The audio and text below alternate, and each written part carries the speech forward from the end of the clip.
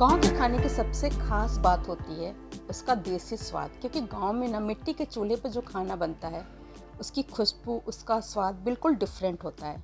गांव में दादी माँ जब वे निमोना बनाती थी ना काले चने का, तो यकीन मानिए इतना ज़्यादा टेस्टी होता था, खुशबू तो पूरे घर में फैल जाती थी, इतना ज़्यादा वे टेस्टी और डिलीशियस बनकर तैयार होता था।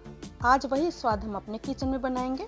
तो चलिए आपके साथ शुरू करते हैं काले चने के निमोनों की रेसिपी। तो इस निमोने को बनाने के लिए यहाँ पर हमने लिया था 2 टमाटर, उसे देखिए धुलकर रफली काट लिया है क्योंकि हमें इसे चॉपर से चॉप कर लेना है। साथ ही हमने लिया है 2 प्याज, 20 से 25 लहसुन की कलियाँ, 7 से 8 हरी मिर्च और 1 इंच अदरक का टुकड़ा। इसे हम पीस कर इसका एक पेस्ट बना लेंगे। वैसे हम इसे खलबट्टे में कूट कर तैयार करेंगे। 1 छोटा प्याज हमने लिया है तड़के के लिए। सारी चीज़ों को आज हम बिल्कुल देसी स्टाइल में बनाएंगे, मिक्सी जार में इन मसालों को नहीं पीसेंगे। और यहाँ पर हमने लिया था 3 कटोरी चना। हम बहुत ज़्यादा मात्रा में इस निमोने को बना रहे हैं, तो हमने 3 कटोरी चना लिया था और चने को हमने रात भर के लिए भिगो दिया था। और भिगोने के बाद फिर से हमने इसे धुल लिया। भिगोने के पहले भी धुला था और बाद में भी धुल लिया। और इसे देखिए हमने मिक्सी में पीस कर इसका एक दरदरा पेस्ट बनाकर तैयार कर लिया। बहुत बारीक या महीन पेस्ट नहीं बनाना है। तो यहाँ पर चने को हमने पीस लिया है। अब चलिए बनाना शुरू करते हैं। तो बनाने के लिए गैस पर हमने एक कढ़ाई चढ़ाई। निमोने में डालने के लिए ना हमने 2 बड़े साइज का आलू लिया था, उन्हें छिलकर काट कर धुल लिया है। तो सबसे पहले देखिए इतने बड़े पीसेस में हमने आलूओं को काटा। सबसे पहले हम आलूओं को फ्राई करके निकाल लेंगे। फ्राई करते समय आलू समझ लीजिए 50% तो कुक हो ही जाते हैं। तो हमको आलू को मीडियम फ्लेम पे कम से कम 15 से 20 मिनट तक फ्राई कर लेना, जब तक ये कुक नहीं हो जाते हैं और इनका कलर ब्राउन नहीं हो जाता। 50 से 60% तक आप आलूओं को कुक करिएगा, जो बचेगा वो निमोने के साथ पक जाएगा।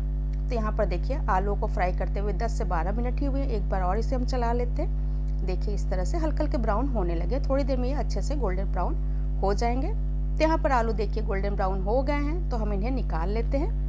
फ्राई करने और चने को भूनने के लिए हमने कढ़ाई में 3 टेबल स्पून सरसों का तेल डाला था। बचे हुए तेल में ही हम चने को भूनेंगे, लेकिन उसमें हम डाल देते हैं पहले आधा चम्मच हींग। चूँकि चने का निमोना है तो हींग जाएगा ही जाएगा। हींग का फ्लेवर भी आता है और पाचन के लिए भी बहुत अच्छा होता है। तो यहाँ पर आधा चम्मच हमने हींग डाल दिया। गैस का फ्लेम अभी हमने बिल्कुल लो रखा है। अब जो चने को हमने पीस कर रखा था ना, उसे डाल देंगे और इसे कम से कम 10 मिनट तक भून लेंगे। तब तक इसके एकदम दरदरा सा हो जाए। इसके सारे जो चिपके चिपके से पोर्शन है ना, वे अलग अलग हो जाएंगे। जैसे हम उड़द की कचौड़ी में उड़द का दाल भी भूनते हैं ना, उसी तरह से इस चने को भी हमें भून लेना। देखिए इस तरह से जैसे से आप भूनते जाएंगे ना, ये बिल्कुल अलग अलग होता जाएगा। पहले आपको लगेगा कि बहुत चिपका हुआ है, लेकिन धीरे धीरे ये अलग होता जाता है। तो इसी तरह से लगातार चलाते हुए हमें इसे भून लेना। मीडियम फ्लेम पे आप भूनिएगा। इस तरह से जब भून कर निमोना बनाइए ना, तो निमोने का टेक्सचर भी बहुत अच्छा आता है और सौंधी खुशबू आती है। तो हम लगातार चलाते हुए चलिए पहले हम चने को भून लेते हैं। तो यहाँ पर देखिए अच्छे से चना भून चुका है, तो इसे हम निकालें। देखिए अलग अलग हो गया। पहले जब हमने डाला था बिल्कुल एकदम चिपका हुआ था एक दूसरे से, लेकिन ये अलग अलग हो गया। तो इसको हम निकाल लेते हैं। आलू वाले प्लेट में पहले हम चने को निकाल लेते हैं, यानी चने मीन्स जो हम चने को पीस कर ये बैटर तैयार किए हैं। तो हमने सारा बैटर निकाल लिया। आगे की सब्जी भी हम इसी कढ़ाई में बनाएंगे। तो वापस इसी कढ़ाई में हम डाल देते हैं 1 टेबल स्पून सरसों का तेल। निमोना आप सरसों के तेल में ही बनाइएगा तो बहुत ज़्यादा टेस्टी बनकर तैयार होता है। तो हमने डाला सरसों का तेल। अब तेल को हम बहुत अच्छे से गर्म हो जाने देंगे, ताकि इसका कच्चापन, इसकी स्मेल दूर हो जाए। तो यहाँ पर देखिए तेल बहुत अच्छे से गर्म हो चुका था। तो हमने जो 1 प्याज लिया था ना, उसे हमने लंबे लंबे स्लाइसेस में तड़के के लिए काट लिया। देखिए इस तरह पतला पतला। तो हम प्याज को 2 से 3 मिनट तक मीडियम फ्लेम पे भून लेंगे। हमें बहुत ज़्यादा गोल्डन ब्राउन प्याज को नहीं करना, बस का कलर चेंज हो जाए इतना ही हमें भूनना है। तो यहाँ पर प्याज भून चुका था। तो जो हमने अदरक, लहसुन, हरी मिर्च और प्याज लिया था ना, उन्हें देखिए हमने खलबट्टे में कूटा है। आप चाहें तो चॉपर से चॉप कर लीजिए बहुत बारीक। मिक्सी में हम नहीं चला रहे हैं, क्योंकि इस तरह से जब बनाइए तो निमोने का टेस्ट बिल्कुल डिफरेंट होता है, बिल्कुल डिफरेंट आता है और बहुत ज़्यादा टेस्टी बनता है। तो हमने क्या किया था, खलबट्टे में कूट लिया था। तो प्याज के साथ चलिए हम इन चीज़ों को भी भून लें। तो इसे भी हम ब्राउन होने तक भून लेंगे। गैस का फ्लेम हम मीडियम रखेंगे। तो सारी चीज़ों को देखिए हमने डाल दिया कढ़ाई में। अब चलिए चलाकर इसे मिक्स कर लेते हैं और गोल्डन ब्राउन होने तक भून लेते हैं। 4 से 5 मिनट आपको लगेंगे इसे भूनने में। और ये बहुत अच्छी खुशबू भी इसमें आती है, बहुत अच्छा टेस्ट भी आता है। एक बार आप इस तरह से बना कर देखिएगा। तो देखिए यहाँ पर प्याज, लहसुन, अदरक, हरी मिर्च अच्छे से गोल्डन ब्राउन हो चुके हैं। तो हम एक बार फिर से इसे चला लेते हैं। देखिए देख के लग रहा होगा कि बिल्कुल गोल्डन ब्राउन ये हो चुके हैं। सारी चीज़ें बहुत अच्छे से भून चुकी हैं। तो हमने जो टमाटर लिया था ना, उसे भी हमने चॉपर से चॉप कर लिया। आप चाहे तो कद्दूकस भी कर लीजिए। टमाटर को आप चाहे तो मिक्सर जार में पीस सकते हैं, लेकिन हमने चॉपर में चॉप कर लिया। चलिए इसमें ऐड कर देते हैं टमाटर, और टमाटर को भी 2 मिनट तक पहले अच्छे से मिक्स कर भून लेते हैं। टमाटर को भी हमने मीडियम फ्लेम पे 2 मिनट तक भून लिया।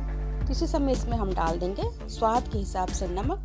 नमक डालने से क्या होगा ना, टमाटर बहुत जल्दी सॉफ्ट भी हो जाएंगे और अच्छे से पक जाएंगे, क्योंकि सब्जी में जब आप टमाटर डालते हैं ना तो टमाटर का पकना अच्छे से बहुत ज़्यादा जरूरी होता है, तभी उसका टेस्ट आता है सब्जी में। तो यहाँ पे हमने नमक डालकर अच्छे से मिक्स कर लिया और कवर कर 5 से 6 मिनट तक मीडियम फ्लेम पे फिर से हम इन सारी चीज़ों को भून लेते हैं। टमाटर को डालकर भूनते हुए 5 से 6 मिनट हो गया, बीच में हमने 1-2 बार चला दिया था। देखिए टमाटर ने ऑयल रिलीज कर दिया, यानी टमाटर बहुत अच्छे से भून चुका है। तो चलिए सारी चीज़ों को एक बार अच्छे से फिर से हम मिक्स कर लेते। देखिए सारी चीज़ें बहुत अच्छे से मिक्स हो गई हैं। अभी ये ना बिल्कुल पेस्ट जैसा हो जाएगा, बताते हैं कैसे होगा। तो हमने सारी चीज़ों को अच्छे से मिक्स किया। अब हम लेंगे एक पाव भाजी मैशर, उससे क्या करेंगे, इन सारी चीज़ों को अच्छे से हम मैश कर देंगे। तो ये बिल्कुल प्यूरी जैसा बनकर तैयार होगा। देखिए इस तरह से एक आप मैशर ले लीजिए, उससे इस तरह से इसको मैश कर दीजिए, क्योंकि सारी चीज़ें अब तो पक चुकी हैं तो बहुत अच्छे से ये मैश भी हो जाएंगी।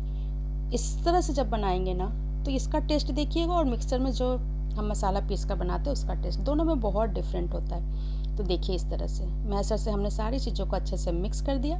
तो ये बिल्कुल पेस्ट जैसा बनकर तैयार हो गया। प्याज, हरी मिर्च, लहसुन, टमाटर कुछ भी आपको अलग से नहीं दिख रहा है, सारी चीज़ें बिल्कुल एक साथ सी हो गई। तो सब चीज़ों को हमने अच्छे से मैश कर लिया। एक बार इसे हम चला कर भी देख लेते हैं। देखिए फिर 1 मिनट तक हम इसे मीडियम टू हाई फ्लेम पे भून लेते हैं। तो 1 मिनट हमने भून लिया। देखिए ऑयल रिलीज हो गया बहुत अच्छे से। तो इसमें हम डालेंगे मसाले। तो हमने लिया 2 चम्मच धनिया पाउडर, आधा चम्मच हल्दी पाउडर, आधा चम्मच कसूरी मेथी, आधा चम्मच लाल मिर्च पाउडर, आधा चम्मच ही हमने लिया है कश्मीरी लाल मिर्च पाउडर।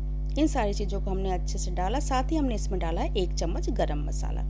मसालों को डालने के बाद अच्छे से मिक्स किया। अब इसमें हम डालेंगे 3 से 4 चम्मच पानी। अब बिल्कुल लो फ्लेम पे हम मसाले को कवर कर 5 से 6 मिनट तक भून लेंगे। तो यहाँ पर हमने मसाले को बहुत अच्छे से भून लिया 5 से 6 मिनट। देखिए मसाले का कलर देखिए, और ऑयल रिलीज हो गया, कितना अच्छा टेक्सचर आया मसाले का। तो एक बार अच्छे से फिर से हम इसे मसाले को चला लेते हैं। और अब हम कर देते हैं गैस का फ्लेम मीडियम फ्लेम करने के बाद हमने जो आलू और चने के बैटर को फ्राई कराया है ना, उसे इसमें ऐड कर देंगे और मसालों के साथ अच्छे से मिक्स करने के बाद कवर कर 2 से 3 मिनट तक भून लेंगे, ताकि इन सारी चीज़ों के साथ भी मसाले का फ्लेवर अच्छे से समा जाए। तो यहाँ पर देखिए मसाले में हमने ऐड कर दिया और कवर कर इसे भून लेते हैं। तो यहाँ पर मसाले के साथ आलू और चना को भूनते हुए भी 3 से 4 मिनट हो गया। चलिए एक बार फिर से चेक कर लेते हैं। तो देखिए सारी चीज़ें बहुत अच्छे से भून चुकी हैं। फिर से ऑयल रिलीज हो गया, यानी मसाले के साथ चना और आलू भी बहुत अच्छे से भून चुका है। ग्रेवी के लिए पानी, तो चने के निमोने में आपको ग्रेवी जितनी रखनी है ना, उससे 1 गिलास पानी ज़्यादा डालिएगा, क्योंकि जब ये ठंडा होता है ना तो बहुत ज़्यादा सूख जाता है, चना पानी सोख लेता है। तो यहाँ पर हमने जितनी ग्रेवी रखनी है ना, उससे 1 गिलास पानी ज़्यादा रखा। तो यहाँ पर करीबन हमने 3.5 गिलास के करीब पानी डाला। पानी डालकर अच्छे से मिक्स करेंगे और मीडियम टू लो फ्लेम पे कवर कर 10 मिनट के लिए इसे छोड़ देंगे, ताकि सारी चीज़ें बहुत अच्छे से पक जाएं। आलू वैसे भी 60% तक कुक हो चुका है। तो चलिए पानी डालने के बाद अच्छे से हमने मिक्स किया और कवर कर पकने देते हैं। चलिए एक बार चेक कर लेते हैं। तो देखिए क्या कलर है, देख रहे हैं निमोने का कलर कितना अच्छा है। अभी हमें इसे 5 मिनट और पकाना है, लेकिन एक बार फिर से हम इसे चला देते हैं। तो हमने देखिए सारी चीज़ों को अच्छे से फिर से एक बार चला दिया और कवर करके 5 से 6 मिनट तक और कुक होने दे देते हैं। यहाँ पर निमोना को पकाते हुए 10 से 12 मिनट हो गया है। चलिए चेक कर लेते हैं। तो देखिए निमोना बहुत अच्छे से पक चुका है, आलू भी पूरी तरह से पक चुका है। एक बार अच्छे से हम मिक्स कर लेते हैं। देखिए आलू भी देख रहे हैं बिल्कुल अच्छे से कुक हो चुका। अभी हम आपको दिखाते, देखिए अब हम इसमें डालेंगे ऊपर से बारीक कटी हुई हरी धनिया की पत्ती और गैस को कर देंगे ऑफ।